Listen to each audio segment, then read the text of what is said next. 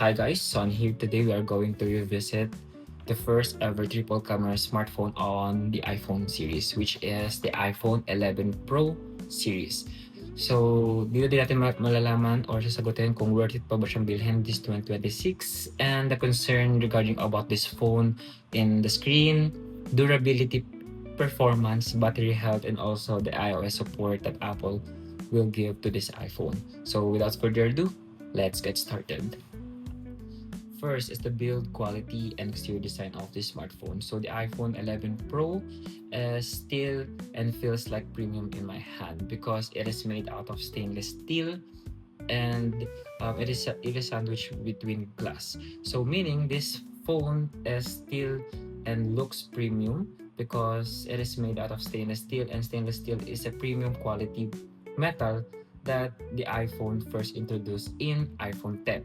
So even though the iPhone 11 Pro was originally launched back in 2019, it is way tougher compared to the latest iPhone series, which is the iPhone 17 Pro and iPhone 17 Pro Max, because alam naman natin na si iPhone 17 Pro and 17 Pro Max ay bumalik sa aluminum design because of the thermal problems ni iPhone. So in order for them to resolve it, they sacrifice for the quality of their frame. So meaning, mas matibay pa si iPhone 11 Pro when it comes to dropping this phone compared to the iPhone 17 Pro and iPhone 17 Pro Max. But the only cons of this phone is that it is scratch and fingerprint magnet. So meaning marami kang makikitang mga scratches here and sa mga gilid ng frame niya, and also it is fingerprint magnet because of its shiny finishes, and also mabigat ang cellphone na to. So meaning because it is made out of stainless steel, the compromisation nito is mas mabigat siya compared to the aluminum frame smartphone. Next, the screens of the iPhone 11 Pro series. So the iPhone 11 Pro series features a 5.8 display with a resolution of 125 by 246 pixels with a Super Retina display or Super XDR display, meaning this iPhone is still brighter, still more color accurate compared to the latest mid-range phone of the Samsung or any other brands. This phone still has a great screen. So meaning kahit outdoor ka, makikita mo pa din siya. Ang downside lang nito is this phone is sobrang liit niya, and also when it comes to movies or entertainment, I don't really recommend this one because of how tiny the screen it is.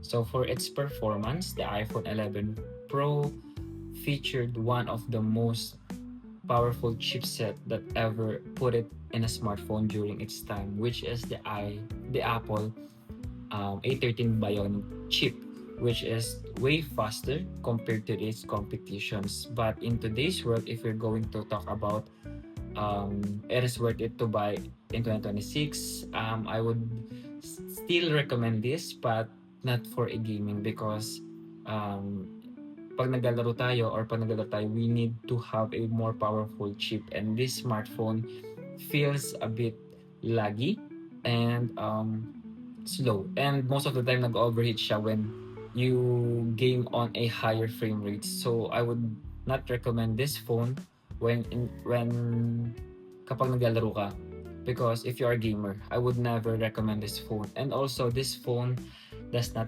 have a 120 Hz display.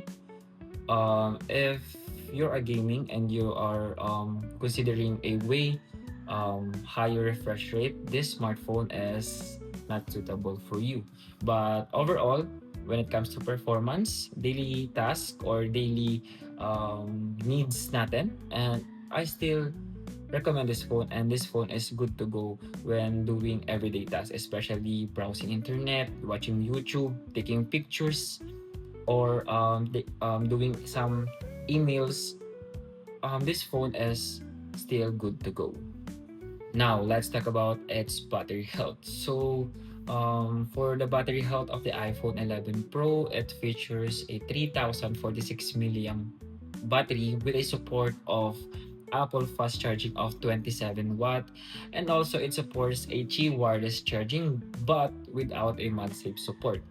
So, kung kukunin nyo ang iPhone na to this 2026, I would recommend it to you, but the battery health is not quite good enough to last you all day because um, sobrang liit na ng battery nito, and also it needs a lot of power when doing a demanding jobs. And if you like gaming on the smartphones and doing video on the smartphone, it will take hits on its battery.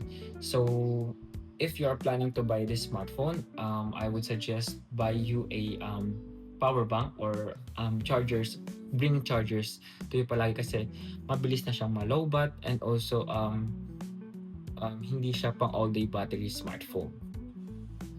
Now, let's talk about the one of the most important feature of the smartphone, which is the camera. So the iPhone 11 Pro features the first ever triple megapixel rear camera setup on the iPhone. This camera setup features a triple 12 megapixel f1.8 wide aperture, 12 megapixel f2.0 telephoto camera, 12 megapixel f2.4 120 degree ultra wide camera. So it can also shoot up to 4K video of 60 frames per second, 1080p of up to 240 frames per second, and also can do HDR video, stereo, and sound recording. So meaning this smartphone is still relevant today. The camera quality of it, the phone quality of the photo quality of it is still one of the best quality if you want to buy a more cheaper iPhone series. It has, or mas maganda pa yung quality nito compared to the mid-range smartphone that na-launch this year.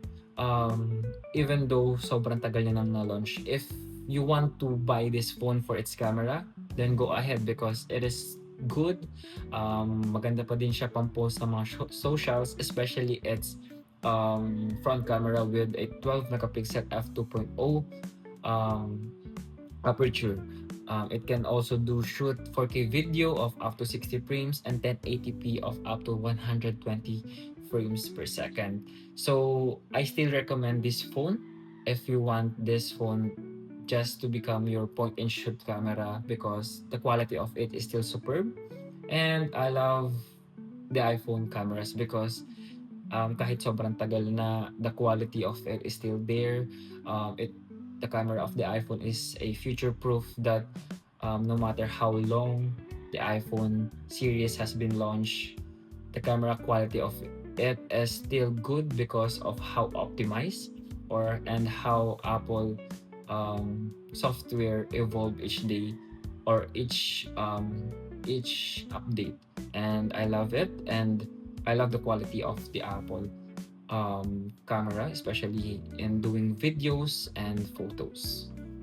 For the iOS support, the latest iOS 26 is still supported on this phone, but do get in mind that if you want to get this phone in 2026, the iPhone 11 Pro will not feature the latest iOS 17 that will coming up later this month. So meaning that the iPhone will now stock on the iOS 26, which is not a bad deal because it was launched last year, the iOS 26, and we still get the security update that will the iPhone or the Apple will launch this year. But the major update on this smartphone will not be will no longer be supported by the Apple. So the iPhone 11 Pro will be stuck on the iOS 26. So last but not the least, the price of it smartphone. So we all know that the iPhone 11 Pro was launched way back 2019 or the pre-pandemic era. So if you're looking for a portable iPhone and still have a great camera but not great battery, I think it is worth it to get this 2026. But if you're looking for a great battery life, iOS support, and also a great screen with a 120 Hz, I recommended if you got the iPhone 13 Pro series, because it will give you the latest iPhone support, great battery health, and also a great screen with a 120 hertz. But if you are looking for just a great photo and to use it as an everyday smartphone, then don't have any problem using this iPhone 11 Pro series in 2026. And also the price of it and the used market, you can get this phone for as low as 16,000 to 23,000 Philippine pesos, depending on the storage configurations and the model of it. And if you really want to get this one, I really recommend this to you for the first time Apple users, or if you want a second phone to just point and shoot, then this iPhone 11 Pro is a good to go. So that's it for today's video. I'm looking forward for more video content like this, and if you love this video, don't forget to click the like button and subscribe to my channel and leave comment down below. Thank you for watching and see you on the next one. Peace.